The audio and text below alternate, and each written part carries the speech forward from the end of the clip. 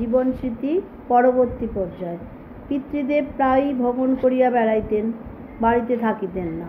তাহার তেতলার ঘর বন্ধ থাকিত। খড়খড়ি খুলিয়া হাত গলাইয়া ছিটকিনি টানিয়া দরজা খুলিতাম এবং তাহার ঘরের দক্ষিণ প্রান্তে একটি সোফা ছিল, সেইটিতে চুপ করিয়া পড়িয়া আমার মধ্যাহ্ন কাটিত। একে তো অনেক দিনের বন্ধ করা ঘর, নিষিদ্ধ প্রবেশ, সে ঘরে যেন একটা রহস্যের ঘন গন্ধ ছিল। তাহার পরে সম্মুখের জনশূন্য খোলা ছাদের উপর রৌদ্র ঝাঁঝা করিত, তাহাতেও মনটাকে উদাস করিয়া দিত। তার উপরে আরও একটা আকর্ষণ ছিল, তখন সবেমাত্র শহরে জলের কল হইয়াছে। তখন নূতন মহিমার ঔদার্যে বাঙালি পাড়াতেও তাহার কার্পণ্য শুরু হয় নাই। শহরের উত্তরে দক্ষিণে তাহার দাক্ষিণ্য সমান ছিল। সেই জলের কলের সত্যযুগে আমার পিতার স্নানের ঘরে তেতলাতেও জল পাওয়া যাইত। ঝাঁঝরি খুলিয়া দিয়া অকালে মনের স্বাদ মিটাইয়া স্নান করিতাম। সে স্নান আরামের জন্য নহে, কেবলমাত্র ইচ্ছাটাকে লাগাম ছাড়িয়া দিবার জন্য। একদিকে মুক্তি, আর একদিকে বন্ধনের আশঙ্কা, এই দুয়ে মিলিয়া কোম্পানির কলের জলের ধারা আমার মনের মধ্যে পুলকস্বর বর্ষণ করিত। বাহিরের সংস্রব আমার পক্ষে যতই দুর্লভ থাক, বাহিরের আনন্দ আমার পক্ষে হয়তো সেই কারণেই সহজ ছিল। উপকরণ প্রচুর থাকিলে মনটা কুঁড়ে হইয়া পড়ে। সে কেবলই বাহিরের উপরেই সম্পূর্ণ বরাত দিয়া বসিয়া থাকে, ভুলিয়া যায় আনন্দের ভোজে বাহিরের চেয়ে অন্তরের অনুষ্ঠানটাই গুরুতর। শিশুকালে মানুষের সর্বপ্রথম শিক্ষাটাই এই।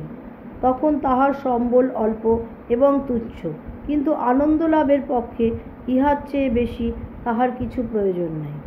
সংসারে যে হতভাগ্য শিশু খেলার জিনিস অপর্যাপ্ত পাইয়া থাকে, তাহার খেলা মাটি হইয়া যায়। বাড়ির ভিতরে আমাদের যে বাগান ছিল, তাহাকে বাগান বলিয়া অনেকটা বেশি বলা হয়। একটা বাতাবি লেবু, একটা কুল গাছ, একটা বিলেতি আমড়া ও একসার নারিকেল গাছ তাহার প্রধান সঙ্গতি। মাঝখানে ছিল একটা গোলাকার বাঁধানো চাতাল, তাহার ফাটলের রেখায় রেখায় ঘাস ও নানা প্রকার গুল্ম অনধিকার প্রবেশপূর্বক জবরদখলের পতাকা রোপণ করিয়াছিল। যে ফুল গাছগুলো অনাদরেও মরিতে চায় না, তাহারই মালির নামে কোনো অভিযোগ না আনিয়া নিরভিমানে যথাশক্তি আপন কর্তব্য পালন করিয়া যাইত। উত্তর কোণে একটা ঢেঁকি ঘর ছিল, সেখানে গৃহস্থালির প্রয়োজনে মাঝে মাঝে অন্তঃপুরিকাদের সমাগম হইত। কলিকাতায় পল্লী জীবনের সম্পূর্ণ পরাভব স্বীকার করিয়া এই ঢেঁকিশালটি কোনো একদিন নিঃশব্দে মুখ ঢাকিয়া অন্তর্ধান করিয়াছে। প্রথম মানব আদমের স্বর্গোদ্যানটি যে আমাদের এই বাগানের চেয়ে বেশি সুসজ্জিত ছিল, আমার এরূপ বিশ্বাস নহে, কারণ প্রথম মানবের স্বর্গলোক আবরণহীন। আয়োজনের দ্বারা সে আপনাকে আচ্ছন্ন করে নাই। জ্ঞান বৃক্ষের ফল খাওয়ার পর হইতে যে পর্যন্ত না সেই ফলটাকে সম্পূর্ণরূপে হজম করিতে পারিতেছে, সে পর্যন্ত মানুষের সাজসজ্জার প্রয়োজন কেবলই বাড়িয়া উঠিতেছে। বাড়ির ভিতরের বাগান আর আমার সেই স্বর্গের বাগান ছিল, সেই আমার যথেষ্ট ছিল।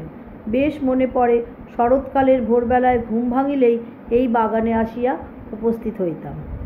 একটি শিশির মাখা ঘাস পাতার গন্ধ ছুটিয়া আসিত এবং স্নিগ্ধ নবীন রৌদ্রটি লইয়া আমাদের পূব দিকের প্রাচীরের উপর নারিকেল পাতার কম্পমান ঝালরগুলির তলে প্রভাত আসিয়া মুখ বাড়াইয়া দিত।